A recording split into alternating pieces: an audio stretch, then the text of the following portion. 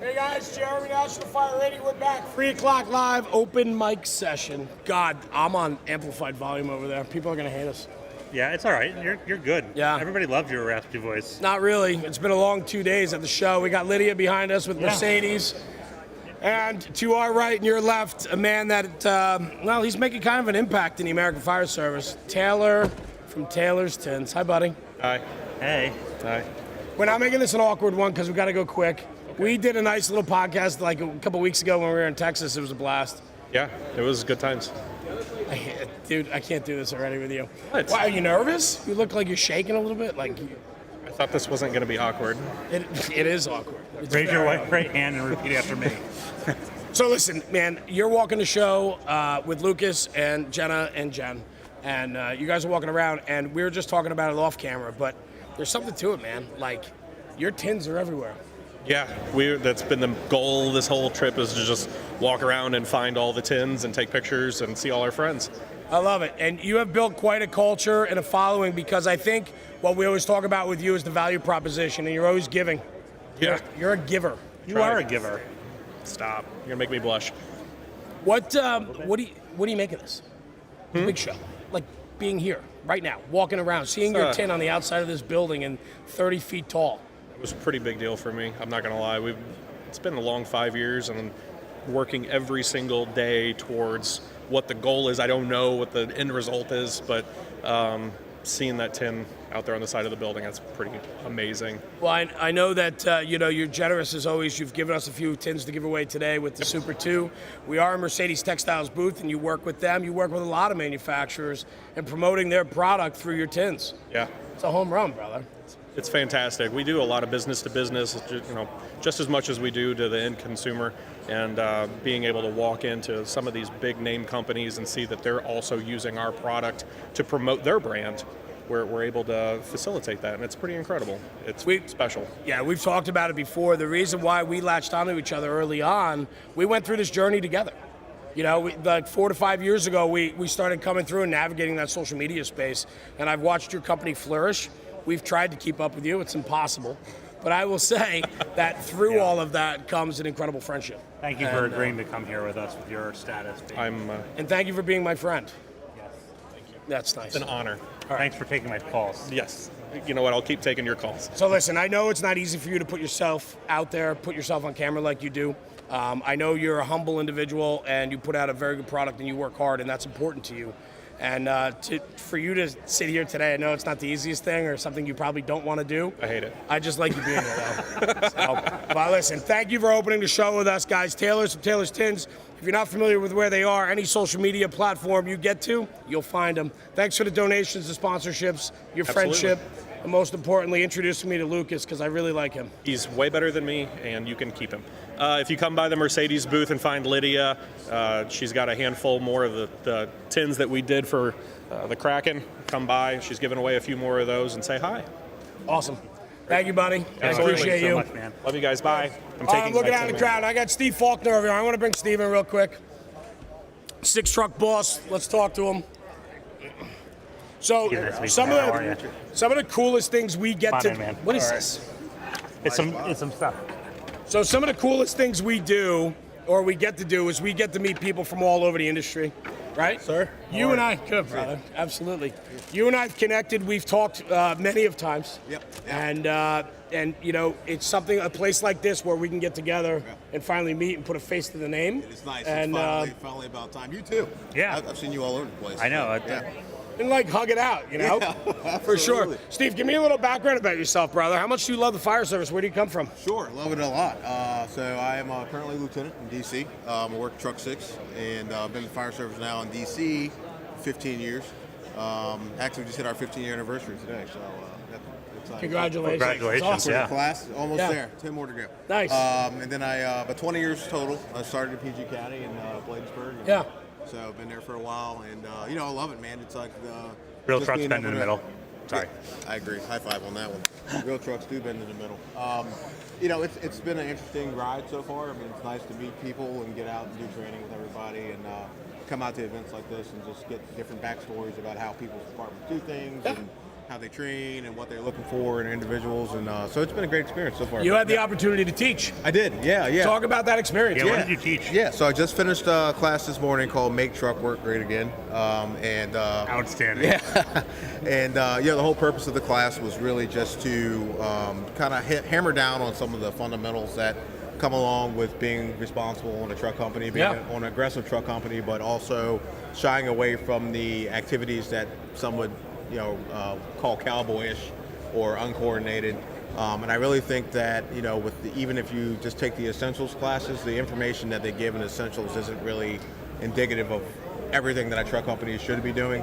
And I honestly don't think that the amount of work that a truck can do to affect the outcome of a fire is discussed very often. Having been a volunteer in Hyattsville at Company 1, I've learned so much from some of the DC truckmen that have come through there.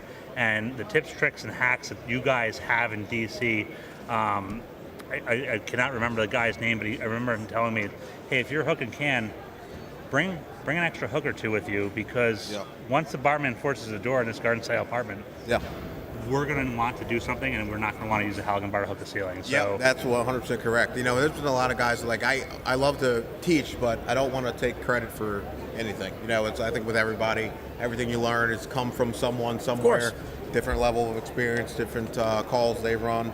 And I've been fortunate in my career to work with a lot of great guys and learn a lot of really cool tips and tricks. And, through the course of my career, I'll come up with a couple things here and there that I'm like, oh, we can change this up, maybe do a little differently. But most of the time, it's like the senior guys that are coming down with, like, great information that we can pass down. I mean, like, one of the things, I actually didn't get a chance to talk about it today in the class just because of the time.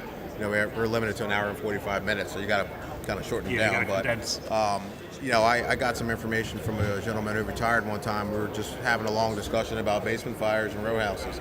And as simple as that seems of a conversation, one of the questions he asked me when I was, like, fairly new on the job was, you're the barman on a ladder truck, first due on a basement fire, what are you going to do? So in my head, as a young guy, I'm like, I'm going to force the door. Yeah. He's like, awesome, cool, force the door, then what? And I'm like, search. He's like, no. I'm like, vent. He's like, no. So I'm like, man, what does he want me to do? Well, he was on the job when Cherry Road happened, back when we lost our two firefighters in '99. So what he was telling me was, if you're riding bar in a ladder truck, once you get in the house, you got to go to the first floor rear, because in our SOGs, the second due truck's responsible for the basement. So if you don't open up the first floor rear, the second due truck's not opening up the first floor rear. Who's doing it? It comes up the stairs. It's going to come through the path that you came in, which is the front door. So it's like little stuff like that I've been able to take, put into a class, talk to people about, and just kind of get people to kind of think about how their actions can dictate the outcome of the fireground. What fuels your love for that? Like, what fuels your love for training and pushing yourself and then wanting to put yourself out there to share the message? Honestly, it's the look of wow when you see that on someone's face, because that's the look that I had when guys told me stuff like that. And I know for a fact that I wouldn't be half of where I am now in my career if it wasn't for people going out of their way, trying to do it without recognition, without anything else, no fanfare, but without those guys going out of their way to better me, out of their own time with no additional compensation or anything like that, then that kind of fuels me to give back. It's like I've had so many people help me along the way, and I'm like, I just want to give back to that. Steve, you're a member of Bladensburg. You remember Bladensburg, right? Did you start out as a living there, or? I did start out as a living there. So I was at Cottage City for a little bit. Okay. And then when Cottage City went to Brentwood, I went over to Bladensburg and lived in there. Can you talk about, like, the importance of these live-in programs? Because I think it's something. It's still the best kept secret in America. On the fire service. I got a ton of experience living at the firehouse. Sure. And I can't even. I mean, we went all volunteer in '04, so. I mean, if you figure you're there after work, I was there during the week and there on weekends, you're running box after box after box and whatever else. And you start to understand what teamwork is, cohesion, discipline. You start learning from guys that have more time than you. You got younger guys coming in, so now you got to step up and help teach them. And so living in there was my first really experience at being in a disciplined, well-run firehouse. Yeah. And so being able to take that and then go into an academy and then become a career firefighter, it was almost, I don't want to knock the academy, but it was easy. It was fun. You got to go in there and just get to the firehouse and continue the same thing that you've been doing. Obviously, when you get hired, you got to drop the whole volunteer thing.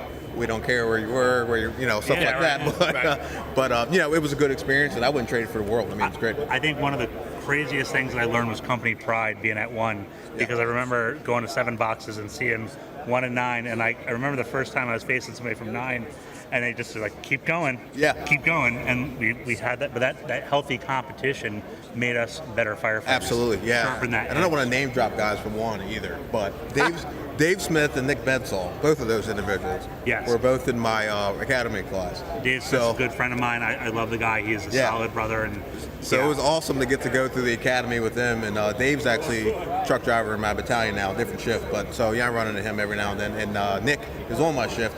So we run in the same battalion, so we run runs together all the time, and it's cool to grow up with those guys when we were little kids, and now we're old men with gray hair and balding and a whole lot. It's good. So awesome. Yeah, man. What's next for you? Next up, I'm gonna do some writing.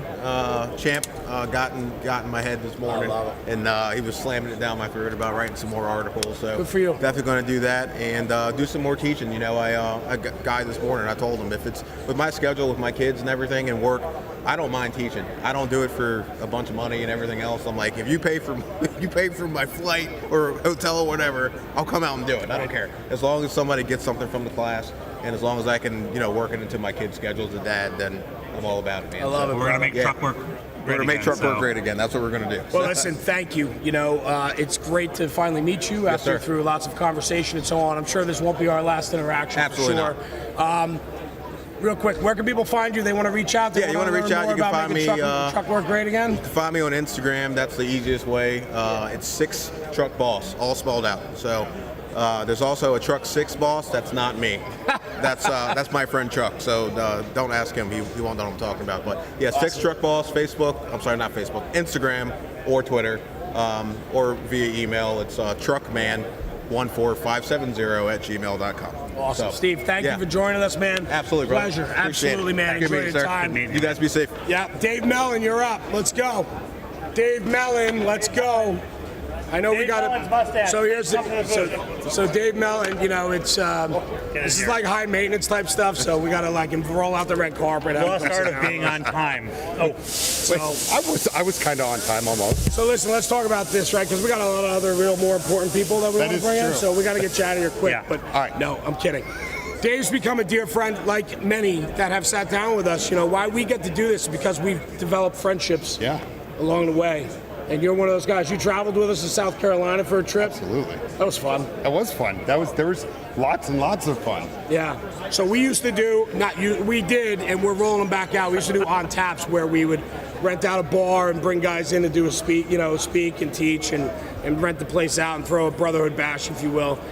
You joined us for a South Carolina trip that Rob and I put together, and so on. We had a lot of fun. But talk to me about what you do, where you are, why you're here, and why you have this mustache. Yeah. So the mustache is an easy one because my wife absolutely hates it. We love you, Kate. Everybody loves you, honey. But no, so I actually did not know that I could grow a mustache, and so it was about 2 years ago I decided that I was just going to give it a shot, and it just kept getting better and better with time. It's like a fine wine, and so it got this life of its own. And then when I did finally shave it off, I felt like I kind of lost my identity, right?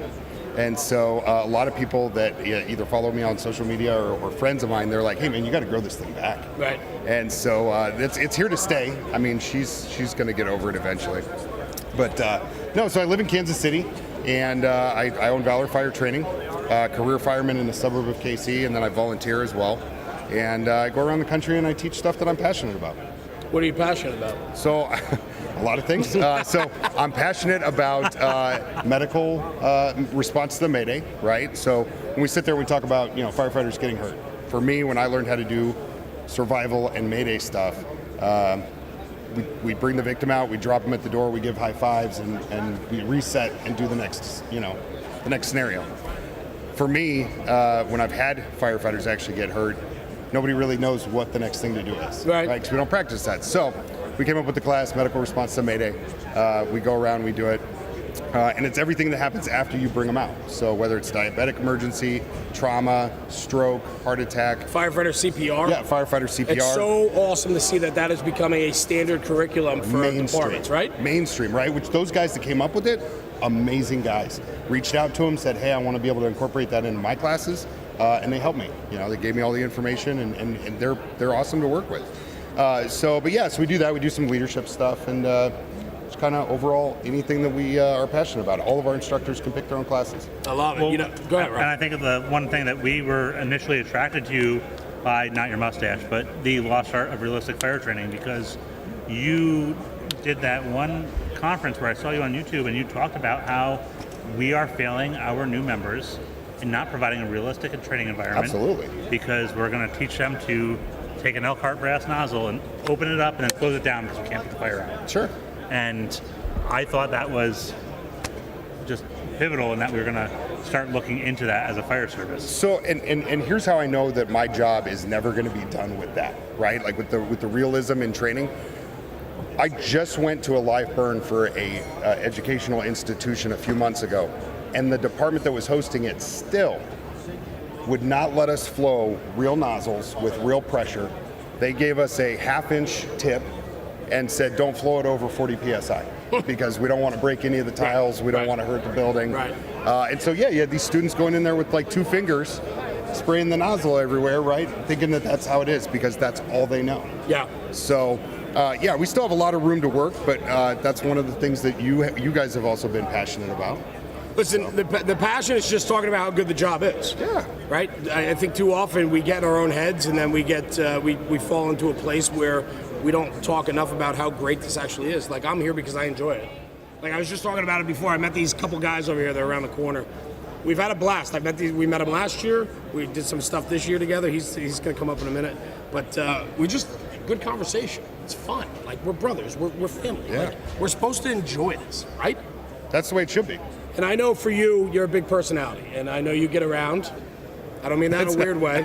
I mean that in a way. My wife is watching. All right, well, I'm sorry. It's all right, But what I'm getting at is that I know you like to take pictures everywhere you go with people that you see. Yes. And, I can say the last few nights, man, I wish I did too, because there were so many great people that I've had conversations with to document the trip, the journey, and everything else. But memories are important. I know you like to do that. Talk to me about why. So, a lot of it is I grew up in an era where we took pictures of everything, right?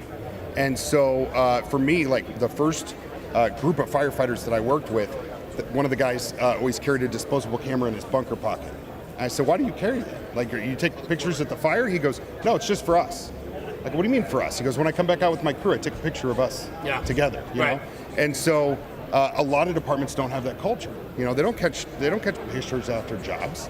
And so it's super important to me for a couple reasons. One, because when I get older, I want to be able to see what I did, and be able to look back on it. The other thing is, and I'll talk about Avery real quick. We had a firefighter on my department. She was tragically killed in a vehicle accident. I actually pumped her first fire that she was on 2 weeks before she died. And when we got back to the station, we were going to take a group photo, and we ended up catching another run. So we almost didn't. And I said, no, everybody stop. Before you go to the bathroom, grab your water, coffee, whatever, get back over here. We all stood behind the rig and took a picture. And 2 weeks later, she died. That's the only picture that we have of her, right? But that's the thing, is like, you got to take pictures because you don't know who's going to move away, who's going to do what, who's going to die. Absolutely. Good. Dave, thank you, man. We're trudging along here, so I wish we had more time. But all good, man. So where can people find you? Valor Fire Training. Tell them where they can find you. They want to reach out. What you got going on next? What's next? Yeah, so we're actually going to go do another Hot Wings episode. So yeah, we're going to do the hot seat. So, I did it last year. Woo, it's going to be hot. Yeah, it's going to be hot. Good. But yeah, Valor Fire Training on YouTube, Facebook. We have the Valor Fire Training podcast on all the major platforms. So look us up. Awesome. Thank you, Dave. I appreciate you jumping in. Good. Let's grab the Bearers of the Oath real quick. Let's grab Shane and Webster, and we'll jump over to Tractor Drawn. We'll get Andy in here. So we got a lineup. Sit tight. I know you're important. I know it's going to take a little bit. Hey, Rob. How are you, bro? How's it going? Hang in there. That's nice to meet you. We're going to get close. Coming after you. That's okay. Coming We're after you. consenting. What's up, fellas? What's up? What's up? Hey, Jeremy. Shane Webster, I'm sorry, man. How are you? Good, man. Doing So good. thanks for hopping in. We're going to do like 10 minutes, man. We're just rolling along, live stream, spreading the word.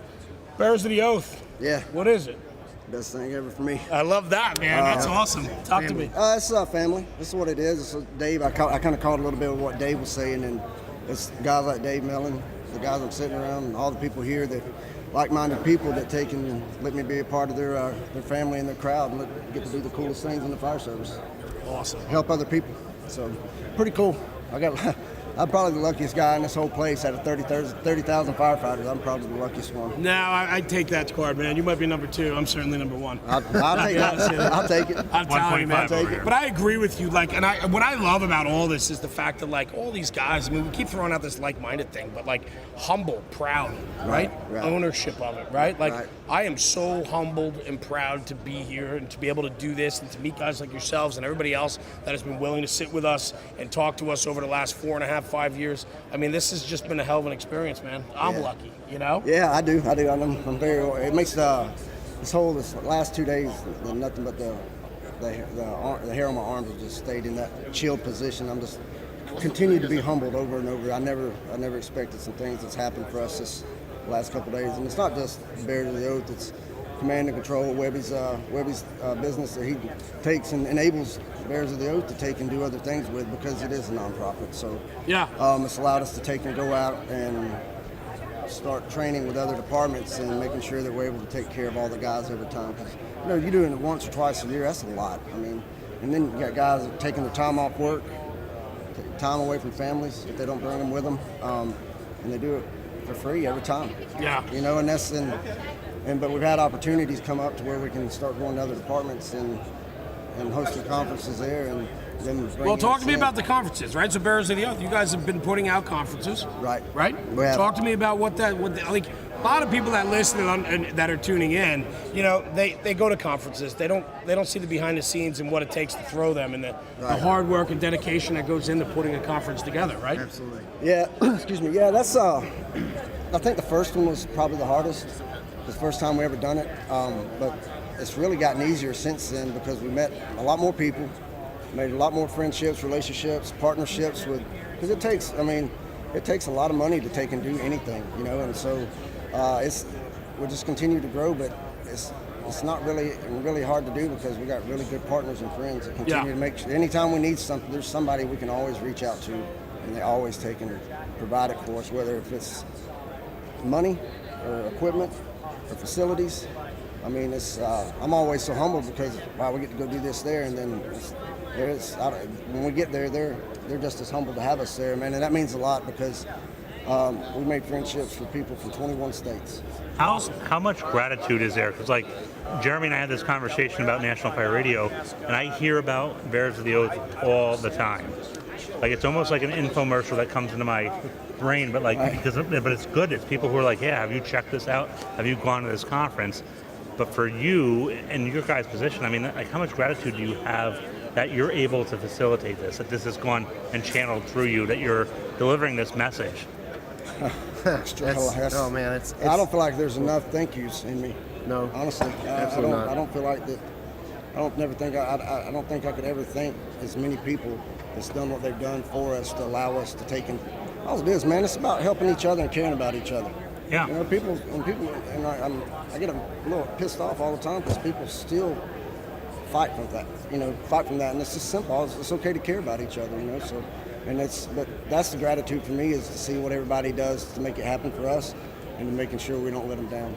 The oath, right? The Bearers of the Oath, there's an oath, that's right? Correct. And I know that your crew, your cadre, everybody that makes the Bearers of the Oath, I mean, I've met guys from all over that have your hat. Right. They talk about it, right? Webster, maybe talk about that a little bit for me, man. I'd love to hear from you. Just like the Bearers of the Oath, what it stands for.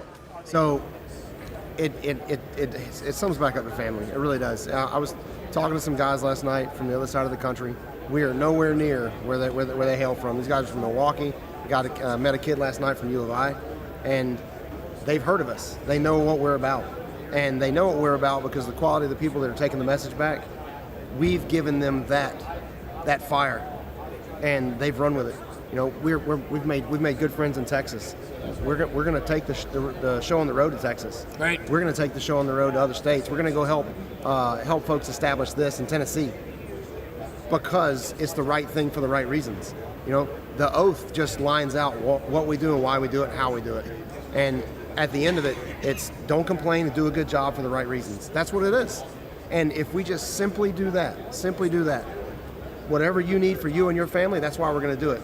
The training is the vehicle to get to you. I tell everybody that. The training is a vehicle to get to you. And I can get to you and your kids and your family. And then your kids and your family and you can come hang out with my family. And that's what makes our group and our mindset that much different than other things. Because I'm not focusing on the money. I'm not focusing on the tangible product. I'm focusing on the relationships and what they can lend to us, we can learn from them, and then what we can give back to them through our passion. And by God, we're passionate. This is happening. Yeah. I mean, it's what we're all about. I think one of the things that I pick up from that, and I think of like David Woodward from Missouri doing revolutionary fire tactics, come as strangers, leave as family. Absolutely. And everybody who's involved with Bearers of the Oath or who's attended the conference has definitely implied that family atmosphere, that you guys are a phone call away. Absolutely. And I told somebody 5 minutes ago, I said, once you become part of our family, because you help us, you're in forever. And family's family. Thick as thieves is what we're going to do. Awesome. Yeah. I love it. Thank you for sharing the message. Where can people find you? How do they find out more about Bearers of the Oath? Bears of the Oath is on Facebook. We have a group and a page. I'm not really internet Facebook as savvy as everybody else, but I can post stuff. But there, Bears of the Oath 20 at gmail.com. I got an Instagram, but I don't even know how to do it. So it sounds dumb. But Or go to the website. Yeah, and go to Bears of the Good. Oath. And they can see the next conference, everything you have going on, Absolutely. and so on. Yep. Be announced in about 2 weeks. Yep. Fantastic. Shane Webster, Thanks, thanks for man. joining us, Thanks, man. man. I appreciate it. Thanks for Thanks, sitting down with us today. Yep, Good. thank you, guys. Appreciate it. Appreciate it, Rob. Steve guys. Crothers, Tractor Drawn Aerial. Who's coming? Are you bringing Josh up with you, or are you making him stay off camera? No. Yeah. Steve, get in here. So I have had the fortune to work with you yesterday. Yeah, a little bit, yeah. Let's do an introduction. Steve Crothers, TractorDrawnAerial.com. Come from the West Coast. It's like over there. Should I curse? I feel like I should be cursing. No, we're keeping this PG. Okay, all right, PG. good to know. Okay. Anyway, give me a little background about who you are and why you're sitting next to me. Well, Tractor Drawn. We have the fortunate, benefit of going out and spending time with firefighters and talking about a really cool discipline, which is the Tractor Drawn Aerial. What a cool piece of apparatus, and we have the fortunate, benefit of being able to show people how to drive that thing and Right. how to operate it. And it's just an amazing opportunity and time to be able to deal with firefighters. And it doesn't matter where we go, firefighters are firefighters, and we experience, just good people and hanging out with. They're always the same. It doesn't matter where you go, and that's the cool thing about it as well. The fun part about it was, we do a lot of the apparatus innovations and we talk trucks Yep. on our page a lot. And so you and I, last year, we met up at FDIC last year in August. We walked the floor. There were 6 tillers here, I think, 6 a lot, PDAs at the lot, time. absolutely. Can I say tiller? Is that an insult? Like, am I I- insulting you? Is it just a PDA? I want to say you are, but no, I you're am. not. Okay. No. All right. Yeah, absolutely. Well, I will say this, right? So we walked the floor, we shot some innovations last year, and then here we are again today. We did some projects together yesterday. Sure. I will say this, it is a unique discipline that has become very popular in the American Fire Service. There's a resurgence of Absolutely. the TDAs. And so with that comes the ability or the abilities that you need to have to be able to build one correctly for your needs. Yep. I never realized how much goes into a TDA. Yeah, it is. It's a large apparatus, very unique, and because of that, it has. I always think of it in 3 areas: the tractor, the trailer, and then the tiller cab. And because of that, you got to think of all those, and they all combine, and they have very unique specifics that they do. And so, communicating that to people is important, and both inside and outside. And that's the fun thing. And when people get a chance to, first of all, when someone's going to do it, I always tell them, like, you're about to go on a journey, and it is a fun journey. And I got to be part of that. And that's where we got to educate and talk about it. I mean, I know you've done some tillering in your day, and that's fun. And then there's the training part, and that's where you really get to see the magic come together, and they get to see what we're going to do with them and how this rig's going to perform. Awesome. Yeah. What's we got to meet the ex-chief of Canyon Lake, Darren Brinkater. Yep. And they really took the tiller to the next level, the Tractor Drawn Aerial. Yep. Put a pump on it, rescue equipment. It's really fitting the role of a rescue company. How is that coming into the American Fire Service, and what's your thoughts? Well, first of all, you're seeing people that are buying tillers that never would buy a tiller, right? Yep. And let me do a Jeremy thing here. Hey, how's it going, guys? Okay. It's good. And It's good. You like that? Mm-hmm. Yeah. And and you're seeing smaller departments that would not normally do it. Yeah, guys, thanks for coming by. And Have a coin. so, sorry, we were playing over here. So anyways, these departments they're taking a smaller department and they're taking multiple disciplines, and because the apparatus is so large, they're realizing, hey, we can combine it into one apparatus. Yeah. Where you normally might have a rescue box trucks in a station, and the truck goes out, they get a rescue response, they got to come back at that box truck. You can combine that all in one in a smaller department doing that, and that's where you see the benefit of it, where smaller departments are seeing things that they would not normally do, because traditionally this is always thought of as the big city. Yeah. It's not. Yeah. It's got so many different facets to it. And people don't realize, like, deploying off of this apparatus is a blast, and it really has capabilities that you don't realize.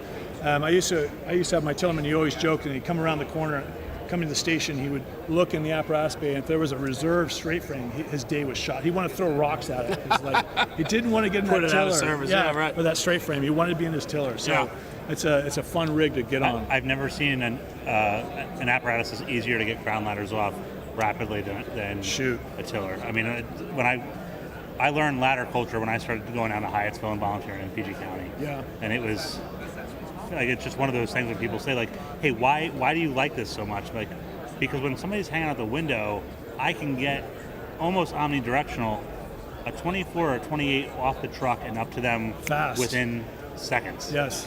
And if you look at, we just did training for Virginia, or Richmond, Virginia. 370 feet of ground ladders on that truck. Wow. And I mean, they've got that thing is loaded with it. And so I think of tillers as being very modular, depending on what you need. You might need a pump, or you want a true truck, no water. And they went with ground ladders, and that's just phenomenal when they can, like you said, now they have access quick on both sides to be able to get to where they need to go. And that becomes really, when you talk about being deployable and really having impact on the fire ground, you're bringing this huge toolbox that can be used quick and easy. And I think the other thing that I loved about it was its ability to narrow you down into truck culture. I remember specifically riding on truck one and coming off, and if I was hook and can, where those tools were positioned on that truck and being so orientated to that position, or if I was bar and the same thing.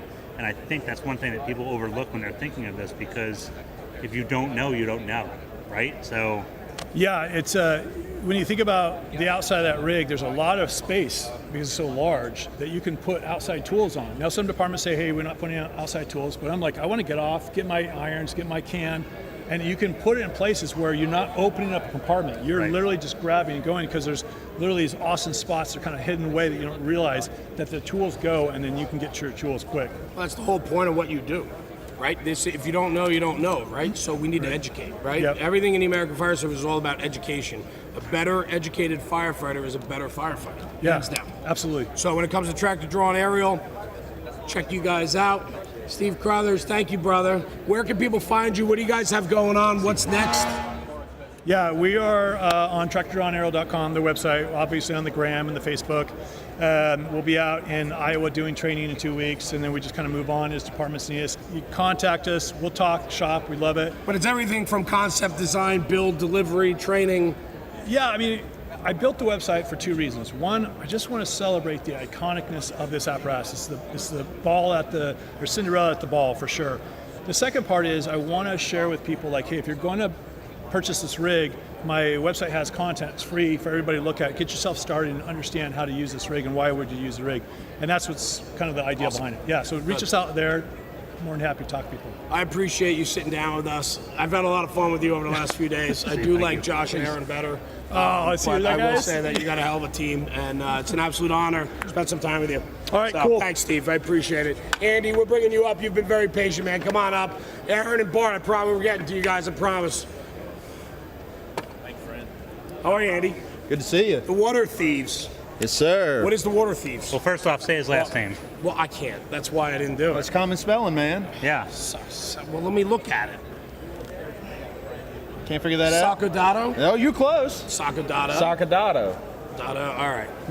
Not bad though, man. Not bad. How about what is water thieves? Let's go there. Talk to me. So we are a training-based business that is designed to teach folks how to get creative with getting water, moving large volumes of water, and we're just really trying to make water supply sexy again, right? Because it's not. Most people aren't intrigued about water supply. I don't agree with you. I think what you guys do is you provide the tools for the firefighter to become that clutch position, because your class is about moving big water, and we can talk about a water system, but I've watched you teach and I've watched your passion, and what you're doing is you're enabling a chauffeur, engineer, apparatus operator, whatever the terminology is, to have the tools in their toolbox to be that pinch hitter and to really come through with that driving home run that we need in the fire service. And that is what, I mean, having had two guys go through your class at the Revolution, like, that is what they took home. It was this ability to be that clutch person to provide water when you need water. Well, I'm happy to hear that. That means we're doing the right thing. But like I was telling Jeremy earlier, everybody kind of is about water supply until you're doing crazy stuff, right? Mm-hmm. Once you start doing big stuff and start moving a lot of water and seeing all the concepts come together, it kind of jives and people get excited about it when you're actually doing it. And here's what I like to tell people: a lot of people will take our classes and say some of the feedback is, "Wow, we'll never do that. We'll never have to do that." And you might be right. Yeah, I might lose a bet, but moving big water and doing some of these large scenarios is the only way that you're going to get competent and confident with moving water. And what I like to tell people is that it naturally is going to build in natural scenarios that you have to troubleshoot, right? For sure. Well, moving a lot of water naturally is going to create a scenario where, holy crow, right? We got to figure out how to fix this problem. We got air into the pump or whatever it was, and they have to troubleshoot it. A lot of the conversation, too, though, always goes to urban engine companies, right? So we got a hydrant every 100 feet, we got a hydrant every block, and when that happens, it's not a big deal. Yeah. We don't have to get overly creative, right? Yeah. We got to cover the bases, make sure we got water, we feed the lines, we're good to go. Where I think the conversation needs to really start talking about, and what you guys do is bring to the table suburban and rural tactics. 95% of the American Fire Service is not in an urban setting.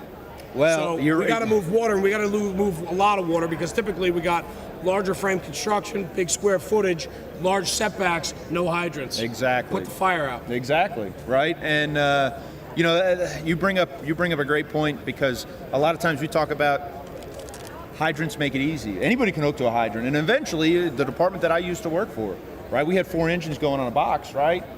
If the second engine didn't do it, the third would, and the third didn't, the fourth did, right? And eventually somebody figured it out.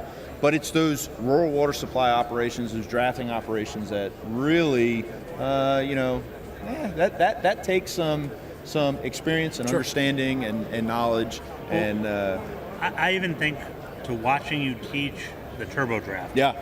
The device of the American Fire Service that we don't know how to use, and you hit the nail on it. It's one of the most viewed videos on a TikTok feed that we have, where people were like, "Hey, can you show us the second part of this?" Because that's really, and but really, I mean, and you said it right in the video. This is not the optimal water source. This is not your go-to, but everything else has not worked out, and now this is your best option. And it's one of the things when we started this partnership to work here with Mercedes today.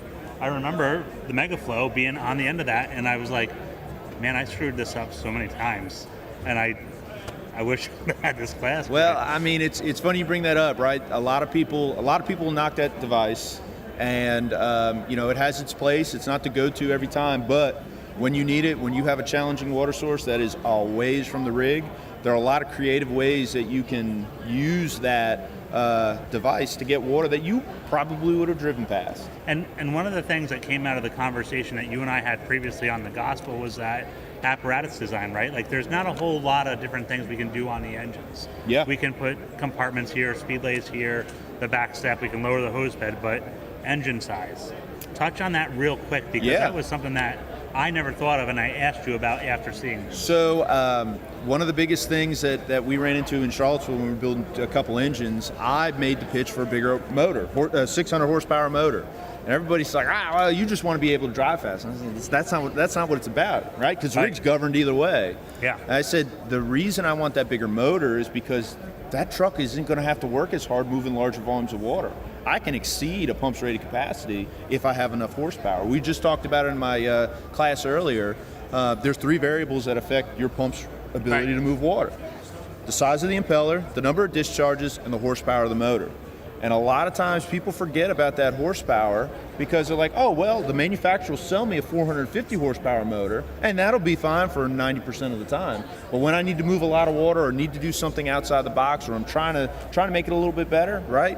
A bigger motor is going to make it a whole lot better for you. And it's amazing because I remember after having the conversation with you, finding a department locally to add a source pumper for the 450 motor. They bought it for source, but they put the smallest motor in it.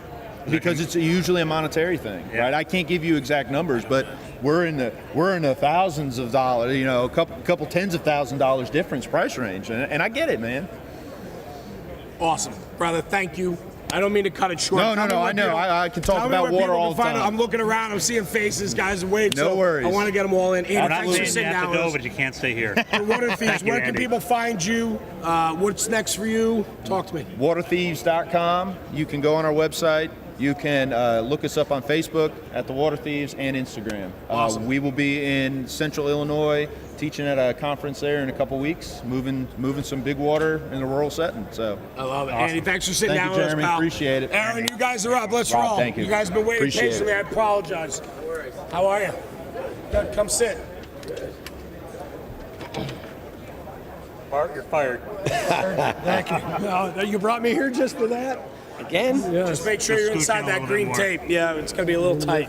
Gonna be a little tight. So listen, thanks for sitting down with us. Awesome. Aaron, you and I have been spending a lot of time together lately. We have. It's been good. It's been Unseen good. Training Associates. Yeah. You guys have been doing this a long time. I would say you're probably one of the OG groups that have been here, no? I would say we've, the business has been going almost 20 years. Yeah. I've been coming to FDIC since 1996. Yeah. So I guess that makes me old. I don't say no. OG is original gangster. You guys laying the foundation, though. You guys have put together a crack team, man. Like we've done many conferences together now through different places and some of your own training and so on.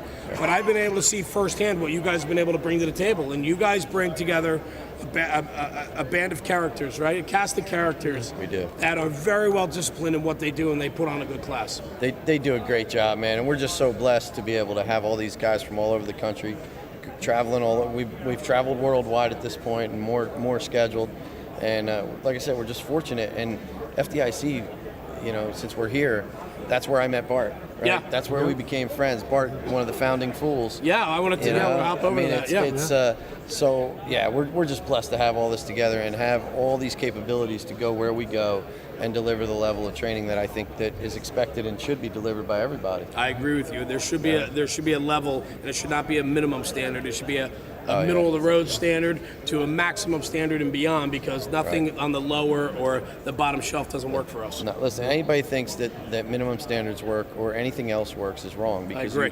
You've never reached where you need to get. That's right. We can always be better. Yeah. So- Bart, talk to me about FDIC. I mean, you've been coming a couple of years too now, no? Yeah, I was on the committee that actually moved FDIC here from There it is. Cincinnati. Yeah, right. Yeah, That's and exactly. That's Yeah, you know what? 1995. So I'll be honest with you, I didn't know it was elsewhere. yeah, So it was in it was Cincinnati? in Cincinnati before that, and Memphis, right? Memphis. Yeah. Yes. Okay. So right after it got done in Memphis, they went to Cincinnati, outgrew Cincinnati, and they said, "Hey, you need to go to Indianapolis for a meeting." And we showed up, and IFD treated us like kings. Yeah. And took us all around the city. And I was talking to somebody that in the Dome we used to do a instructor development clinic. And in 1 year we did a mock plane crash. We had a whole fuselage from the airport. Yeah. We had luggage everywhere and instructors talking, and it was really cool. And Indianapolis has been almost a second home since we moved it here. Yeah, and Aaron alluded to it too. You guys met here? Yes. And then through that comes brotherhood, friendship, Yeah. and everything else in between, and you guys come together to put together On Scene. Yeah, we've been blessed, man. With On Scene, it's firefighters from all over the country that we've, people ask, well, how do you pick instructors? And you get everybody that says, hey, I want to come teach for you. Or I'm sure all the other instructor groups have that same thing. Hey, they see you put on a good program and then they want to come work with you. And I have no answer as to how and why we put it together. It's just a feeling of this person's going to work really well with us. they mold into what we do. They have the same philosophies, and they bring a different aspect to the game. Yeah. And that's what I've always looked for with On Scene. But I think there's more to that, Aaron, because I think that, like, I look at your instructors and there's a common denominator here, and they're all somehow involved with the Fools organization. Yeah, it wasn't planned that way, but you know what? The Salted Earth, the best guys in the world, some of my best friends ever, it's because of the Fools that I met them all. So I think the Fools bring together. We all have that same philosophy, that mentality. You know, it's all about the student, it's all about the fire service, it's all about firefighters, and if it's about us and it's ego-fed, then it's no good. And that's a lot. You were one of the founding members, right? Yes. I mean, talk on that conversation, because I know how this started. It was over a beer, I can guarantee you. It was. I can guarantee you that. Yes. Absolutely. The 5 founders, we all lived in the same area in Central Florida, and we all hung around, and one of the guys had a tiki bar in the backyard. So we decided, we all showed up with leather helmets one day, and as the day progressed, somebody goes, yeah, we're a bunch of fools. And then on a bar napkin, we wrote down fools, and then we came up with the whole acronym. And all along, the whole driving force has been brotherhood and training. And to make it realistic training and the pride, honor, and tradition of the fire service. And back then, as we were starting, we all kind of needed that little group to get things together and keep up the traditions that we have, because today a lot of the younger guys don't understand that. You know, it's just a job, or they just show up at the firehouse or whatever. But we're, I think, over 7,000 members across the world now. That's awesome. I'm a card-carrying member. Yeah. What's the proudest moment for you, knowing that it was on a bar napkin, right? You wrote this thing down, but like for you now, looking back, It's just amazing to see. Everywhere we travel as a training company or something, we run into members of the Fools. And so, you know, just seeing that, how it is across the country, and, you know, I see Fool shirts everywhere we go, and hey brother, how you doing? And we all have that common bond, and we never expected, by sitting at the tiki bar, having 7,000 members across the world. And at one time we had about 8,500, and, you know, kind of goes up and down, and COVID hurt a lot of the chapters, but they're in the rebuilding stages. And, But I look at it this way in twofold too, right? That conversation you had in the tiki bar and writing that down on the napkin, that was happening everywhere. Yes. You guys just formalized it and said, let's do something about this, right? Because guys are thirsty for that. Yes. People are looking for it. If they don't have it in their area, start one. Reach out. Yes. Find out how to start a Fools chapter. Get involved with your Fools chapter. The other point I wanted to make too, though, is we got to make sure that the next generation, the younger guys, understand the mission of the Fools and how to get involved as well, because they need to get involved. Right. They need to fuel this and keep it going. Yep. So if they go to foolsinternational.com, and we're on all the social media pages and everything, and there's contact information out there, just reach out to us, and any of the founders, we're always open. And you know, I get phone calls all the time. Hey, you know, I saw you at this conference or whatever. You know, what do I need to do to start? And we have the website has kind of directions.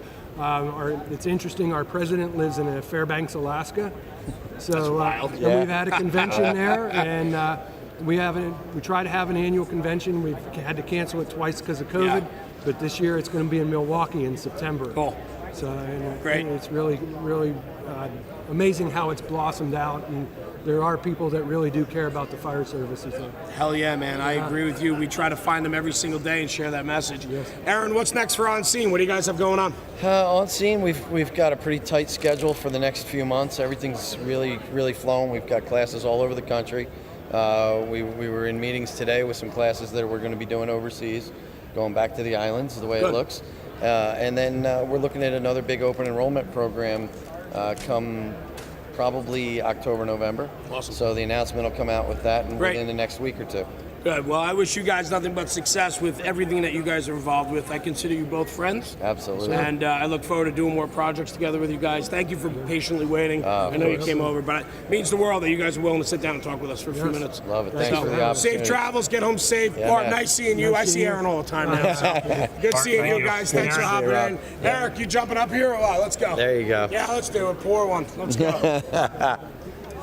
Oh, now you're talking, man. Ooh. This has been hopefully the management here at Mercedes Textiles is all right with this. We're gonna have to roll with it. But listen, I want to hop in real quick. Not looking. Hi, Sam. You have become a dear friend, man. I value our time together. I value our conversations, and I think why is because I'm really impressed with you and your crew. Oh, well, thank you, brother. So let's talk about Fast Rescue Solutions, because I always screw that up. So let's talk about that real quick. Cheers, brother. Thank you for bringing that Cheers. over. Cheers. Thank you. Well, I was worried about your voice. That's delicious. Oh, it is. Looking out for me? I was looking out for your voice. Thanks, pal. I heard you. I I thought appreciate I'd bring it. you something over to soothe the voice a little bit. I love it. Thank you. My voice is not in jeopardy, but damn. So what are we doing? Talk to me about Fast. So, we're just moving ahead. We're changing our training brand a little bit. We've got a really great program for firefighter rescue. We're integrating a lot more than just the board into it because, the board comes in late. You need to have other things. So we're coming up with a bunch of new techniques with just hands-on stuff, using a piece of webbing, using a multi-loop strap from Tim Anderson. Really trying to put out a whole system, be a rescue company, Right. not just a rescue product. Yeah. It's been great. I was with Bobby Eckert. I've been able to get into a lot more training conferences doing that because I'm not teaching the product now, I'm teaching a system. And that's what I was going to say too, right? It's exciting to see you working with these different companies. I know you've done a lot with Bobby. You did a couple conferences now. We were just down at the Joey D in Texas. Yep. It's fun to watch you and your crew work because ultimately what you guys are doing is you're looking out for us. Absolutely. Like you guys, your mission is all about firefighter safety, survival, Yep. right? And then obviously the people we serve as well. Your products work on that specifically. Yeah, I mean, we started out as firefighter safety, survival, rescue, but all the stuff that we do applies right to the civilians. We're there for them, that's our job, but if we're not there for us, right up front, then who's going to go and be there for the civilians? So we have to take care of our own, and we have to do it all the time. We have to do it, physically, mentally, emotionally, and we got to do it when we're out there on the job. What fuels you? Let me preface that. You don't stop. No. You don't stop. I don't stop. What fuels you? What's pushing you? I love the fire service. I love the people I work with. I mean, I originally made this just because I wanted it for my crew. And then when I saw the fast board, I was like, man, I need to get this out to as many people as possible. It's because, of the people that I get to be around. I mean, I've been in all over the world. Firefighters are just good people everywhere I've ever gone. I never rolled in, that's not true. I've almost never gone to anywhere where. Right. But overall, I mean, firefighters are just good people. They just want to do a good job. They're committed. They want to see you do good. They want to see you do good. If you're on their crew, they want to see the department do good. They want to do good things. I mean, it's just a wonderful environment to work in all the time. It's awesome. Yeah. The product speaks for itself, but it does require hands-on. You got to get that class. You got to bring it in-house. The fast board is a game changer. 5 or die. 5 or die. We got to package our own and get them out. Chris Simpson walking in too. Chris is instrumental in the company. Chris, He's done a lot for you. He's done a huge amount. He's been You're Chris, better. sit. Get in here. well, Just get inside the green tape. Yep, I do. So he did this on purpose. He just strolled Yeah, in. just strolled in, Right, just casually walks in, right? But Chris, we were just talking. It was cool because going Eric, on here? I just pushed Eric in regards to what fuels him because he works so hard. I mean, the guy doesn't stop, right? What are your observations? What do you think about the Fast Rescue Solutions, the Fast Board, what you guys do, what you bring to the table?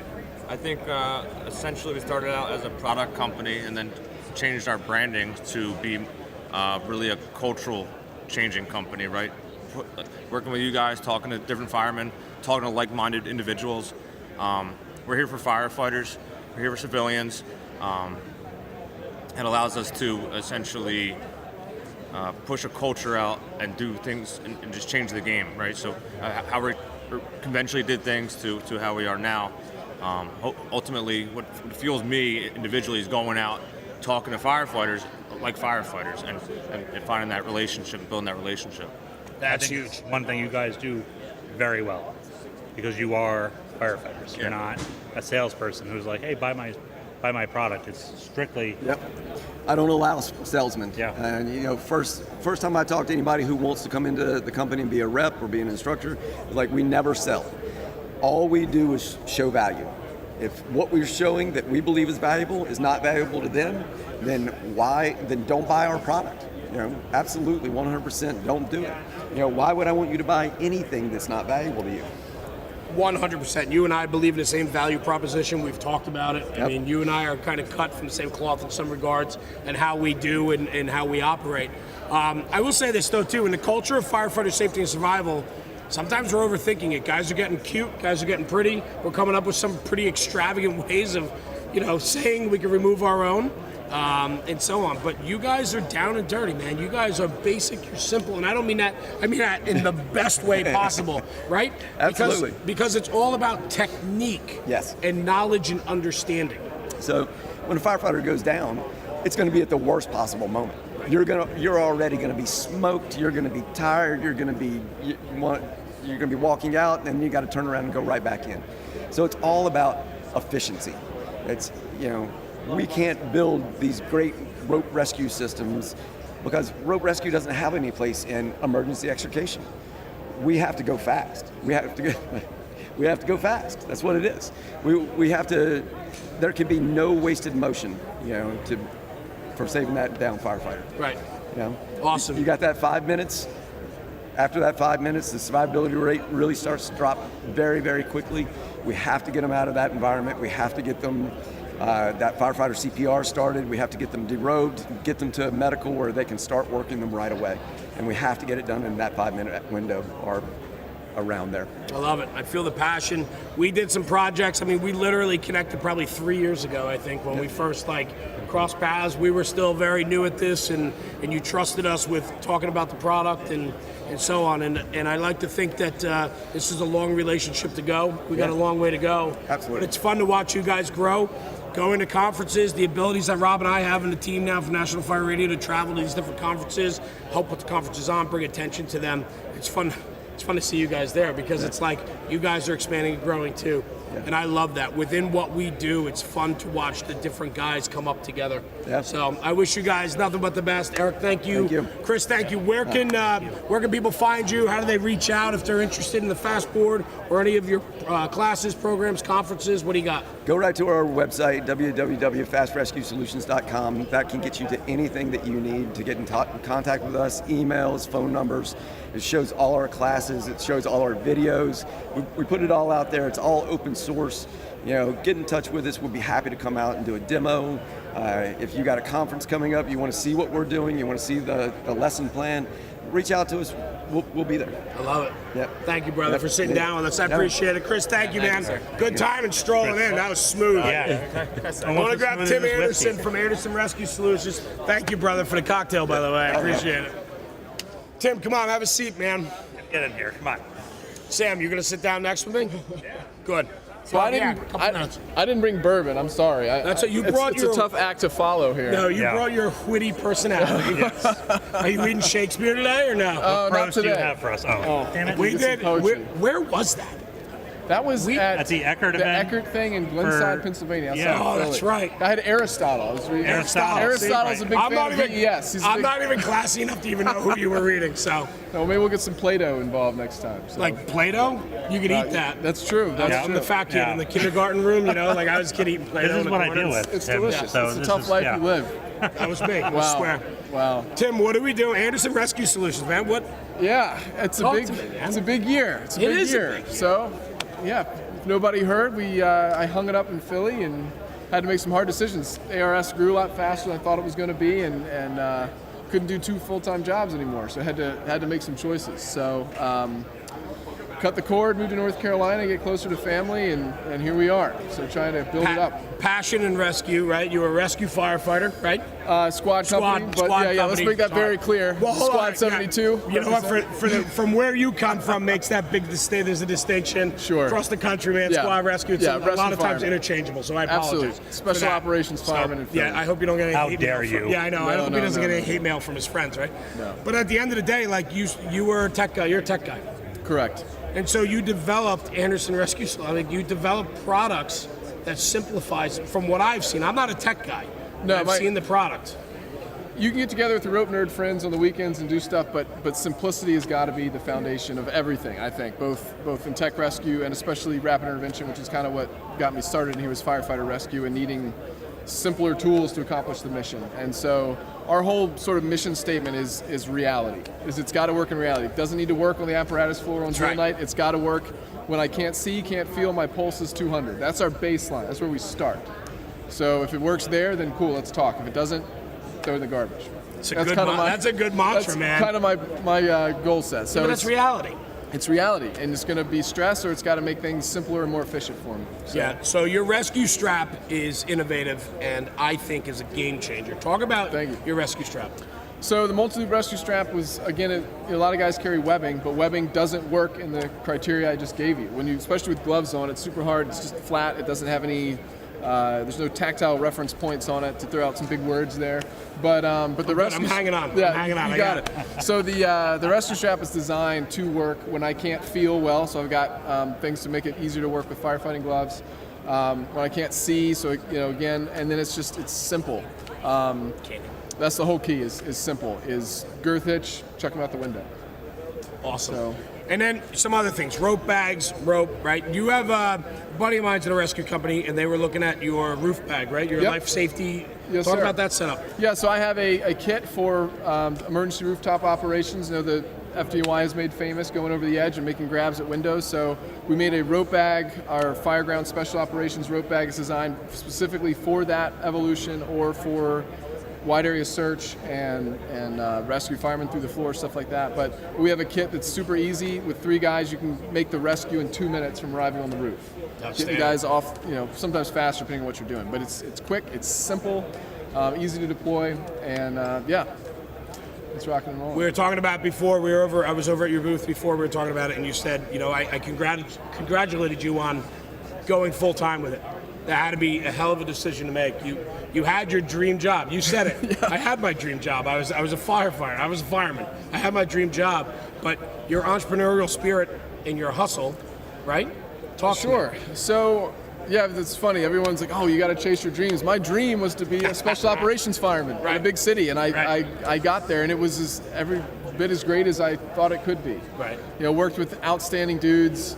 Humbled to go to some very difficult, challenging fires over my career, and I will miss that dearly. I'm sure. But the chance now is hopefully to give back, because I've been blessed, and let's try to get some gear out there that makes an impact. So that's our goal. What was the pivotal moment for you when you realized that you, I don't want to say you had to act, but like you were like, hey, we're missing this. Like you talk about the 200 heartbeats a minute and like operating in that environment where you can't see. Like, what was the moment that started this?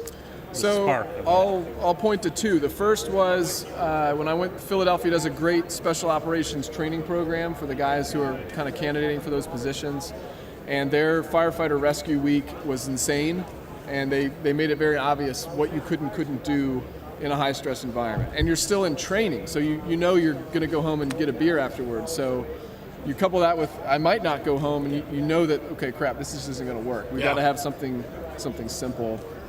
And then that was proven to me. I found myself working at an actual Mayday that ended up in a line of duty death and part of that removal process. And at one point I keep a carabiner on the front of my turnout coat that I can take off to do whatever with. I was too exhausted to do it. I was literally looking right here at a carabiner clipped on my coat, and I couldn't do it because I was so exhausted. I was like, well, all right. This proves everything I thought. It's got to be simple because I'm stressed out of my mind right now. Yeah. And so that's where we kind of have to look at how we're doing things and how we're training and what can we actually do and what are we kind of shooting the moon for? Well, I thank you for taking a situation like that, an experience like that, and making it into something that we're going to learn from. And the end result is you've produced a wonderful product, several of them, to make the fire service better and. Well, thank you. I mean, that's the goal now, is to try to get some stuff out there that works. So I love how humble you are. You're ridiculous. Listen, at the end of the day, we've become friends. We've just like Eric, who we talked to before, and you guys are friends, obviously. And part of that is we're all coming up through this together. You're navigating the ways of how to advertise and educate. Education is king. Indeed. Right? You're not selling products. You're educating and providing tools that work, especially with your mantra of what you offer. Well, and that's what we want to do. The best thing, and that's what the best part about FDIC, especially coming through the years, starting way off in the back corner of the stadium, working our way a little closer to the mainstream here, but having guys come by like, yo, I've got your stuff, and it really helped me in this. I mean, that's why we're doing this. That's it. That's what gets me out of bed in the morning, and when I'm staring at the ceiling at night, wondering how I'm going to feed my family and missing Squad 72, that's what keeps me coming the next day. Yeah. So, well, listen, I wish you nothing but success, man. Thank Tim, you. congratulations on the commitment to you, Thank to you, Anderson. sir. And Thank you very much. Listen, I think what you're doing is you're really putting out a great product, and people need to be aware of that. Where I can they appreciate find you? What do you have going on? AndersonRescue.com, that's our website. Instagram, Anderson Rescue Solutions, Facebook, all the good stuff. Awesome. We'll go from there. And Raleigh, North Carolina, come knocking. Yeah, right? So, Yeah. come Change see us. your zip code as well. So. Exactly. Tim, thank you very much, pal. Thanks for having me on. Enjoy the show. Appreciate it. All right, we're getting close to wrapping now, but I want to bring in this guy over here. He's got a bigger mouth than me, so let's get him in. Real quick. Sam from High Vis, Fire Tech brand of lights. Get in here. Hey. You and I. What's up, know fellas? each other a little bit now. We have. Good to see you. That was the show. We're rapping with you, and we're gonna wrap in like 5. So yeah, sweet. No worries. I am spent for the day anyway. I so am, I tell you I'm what, wiped out. How I was can the hear show? it. No, man, it's been great. Like, it's surprising how the energy is so much. Like, it's up, it's happening. People are stoked. Yeah, I feel really good about it. I'm glad we're here. How about you guys? It's been great. It's been awesome. absolutely great. Yeah. We are absolutely blessed with the guests that we've had and been able to have in here. Yeah. 4.5 years of navigating National Fire Radio has given us the ability to meet and talk with some of the biggest and best in the industry. That's and I cool. mean that in a way of these are people that have shaped and innovated our industry. Yeah. That's freaking cool. That's super cool. To rub elbows with guys that I read their articles 20 years ago and now to That's consider pretty them cool. friends Yeah. and so on. Not those guys, but other people. Hey, what's up, They're fellas? fanboying right now. Yeah, What yeah. Do you want a koozie? Is that what you want? That's it. Yeah. Get out of here. Anyway, it's been a great show. That's excellent, man. I was telling some guys earlier, we were in this fire truck manufacturers group, and we were talking about sharing video content and like buyer's guides, and the industry's changed so much to leveraging things like you guys do with video media and with all of your social media content and with the things like Mercedes Hose is doing here. It's so unique because it's different than just reading a boring old magazine. It's like, this is stuff that people can grab, they can use, they're going to engage with, and it's a new medium, it's the same message, and it's so exciting to be kind of a part of that scene here at the event. And they can show their chief. I think I like what I think about what that whole video media does is we can say like, hey, this is what we're talking about. We're not just like, let me show you. Yeah, exactly. Here's this crazy guy who bought an ambulance and he drove it through the woods at a high speed. Nah, I mean, we've been known to do some crazy things. And the lights are still working. That's it. I love it. I mean, and here's the thing too, innovation. We talk about innovation a lot on our page and what we do, but at the end of the day, Lydia and the team from Mercedes Textiles, they put a lot of trust in having National Fire Radio sit on their stage for the last 2 days and interview some of the biggest and best names in the industry. People that have, like I said, innovative and pushed us forward. Yeah. And for me, that means the world. You know? And so for Lydia and the team that trust us to do that, it means the world. And we're going to be wrapping up very shortly here. But it's been a hell of a show. Yeah, that's It really awesome. has. And it's been a great experience. And our friendship is blooming. We've got a great team. Well, thank you. And, you guys as well. Yeah, it's a lot of fun. But really quickly, can you talk about how many times Sebastian set off the smoke alarm last night? Oh my God! So Sebastian was teaching us how to cook. Okay. Teaching is a big word, but he was cooking in the apartment we had. We set the smoke alarm off. I'm not kidding you, probably 1,000 times. It would go off. Eventually, we just stopped waving the napkins and just sat there and listened to it. It was the music of my people. It was great. Yeah. well, thank you, Sam. Thank you, brother. Yeah, man. I hope the rest of the show is good for you. Absolutely. It's always fun Catch sitting you down later, with man. your higher Cheers. energy. Absolutely. We'll see you guys later. Thanks for having me on. Cheers. All right, sir. You got a training second for me? You want to hop? We're live. I mean, I could give you a little makeup, a little powder. You need anything or what? See you guys. Thank you. How are you, brother? You got a second? You want to sit down? Yeah, sure. Come on. Come on in, Ron. All right. Ray, you want to hop in or you done? You already sat here. You're going to say yes? You want to sit in? Come on. Come on in, Ray. Absolutely. Come on, Ray. And we can talk about us. You didn't have to dress up for us, for Sorry. God's sakes. I didn't. Yeah. I didn't know. I'll stand back here. I'll stand. all right. Sit. Oh, God. These are the most comfortable chairs in the world. So listen, this is one of those treats, man. You guys, I will tell you, I read your articles. You guys have shaped and innovated the American Fire Service. What you've done with either its training seconds or your articles, right? And Ray, same with you. Sitting down with you yesterday was an absolute treat for me. Great. Talk about FDIC this year. I mean, there was a nice buzz here. Nice crowd. There is. Vendors filled out. The hot training I heard was very good. Yep. How was your lecture? Oh, it was good. They liked it. At least they told me they liked it. You didn't get a bad what, I review. thanked them. It was 8:30 in the morning, so. 8:30, you had to get up early. That means you behaved last night, which is good. Yep. Absolutely.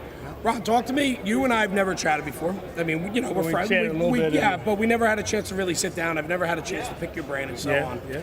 Tell me what your thoughts are. I talked to Ray about this yesterday, you know, when Ray sat down with us, and I talked about being in those inner circles of people that have been able to leave an impact on the American Fire Service. For me, like, I'm just a humbled kid that read magazines and has a big mouth, and I decided to, like, put it on camera, right? Yeah. For you actually have some smarts and some brains, and you have things to share. You travel the country, you go to different conferences, you run in circles of guys that really have shaped what I come to know and why I fell in love with the American Fire Service. What does that mean to you? Oh man, I mean, it really means everything, and I've thanked him before, but you know, Ray has done a ton for me. I said it one time, the only person that's done more for me is my mom. That's awesome. Thank you. Yeah, no, for sure. I mean, I appreciate you guys and your willingness to sit down with us and you know, chat. And for me, I just like, I take it all in. And at the end of the day, I get to go home and I get to decompress. When you go home, do you decompress? Like, do you go, shit, man, that was a great, like... Oh yeah. I joke about it sometimes, but sometimes the charge that you get at FDIC runs out a little quick. Yeah. You know, you got some stuff going on at work, at home, whatever. But yeah, I love it. I look forward to it. As soon as I leave, I look forward to the next one. You know. Good. So what do we have next? What do you got on this? Let's talk about training seconds for a minute. All right. Love training seconds. All right. Absolutely. Thank you very much. Yeah, I mean, it goes quick though. Seconds. Yeah, it is. Yeah, it's just seconds. But they are just knowledgeable nuggets. You did one in Syracuse last year. I was standing there. I watched you talk about, hey, the dumpster's on fire. Put it out. Yeah. Training seconds. Training seconds, indeed. Knowledge. So put it out. So I'm going to roll out a new. You heard it here first. I'm going to roll out. Oh, it's an exclusive. All right, Live here, National Fire Radio. National Fire Radio. I'm going to roll out a new feature. It's an offshoot called This Old Dumpster. We're going to be talking about dumpster tactics. That is fantastic. I look forward to that. We'd be happy to work with you on that if there's anywhere we can go with that. That'd be great. Yeah, I'm sure it's a winner. Oh yeah, I think sure. so. I think so. I think it's a hole in the American Fire Service. There's just no dumpster classes. Have you ever been to one? No, I haven't been to one yet. I've never been to one, so That's fantastic. Been to a couple of dumpster fires classes. Well, yeah, but not- right. Dumpster fire classes. Fire indeed. dynamics. Fire dynamics. Dumpster dynamics. Well, I can honestly say we're running tight on time. I just want to thank you guys for sitting up here. We're going to wrap with you guys worries. sitting here. No Means the worries. world to me that you guys came over to say hello and you're willing to sit down. So listen, from a kid that studied and read your articles, and I'm a student of the magazine and the craft. I thank you guys, your comrades, as Ray put it yesterday. You guys really have shaped my generation. And I want to thank you for that. And I want you to take that home and think about that, because what you guys do every day with your message and the hard work that you put in, I promise you it makes a difference. And there's a lot of people out there that thank you for that. And I hope that through our content, we can do that with the next generation and the next generation after that. So thank you guys for sitting down with us today. Thank you. Thank you to Mercedes Textiles for having us in the booth for the last 2 days at FDIC. It's been fantastic. This is our last live feed. After this, we're going to be shutting down. They do have some giveaways, so if you're at the show later today or tomorrow, come through. Lydia's got some handouts to give you. But for the team at Mercedes Textiles, the launch of your Super 2, congratulations. For Rob and I with National Fire Radio, thanks for tuning in. We'll see you next year right here in Indianapolis. Take care. I'm Jeremy, National Fire Radio. And that's a wrap, fellas. Thank you. Thank you.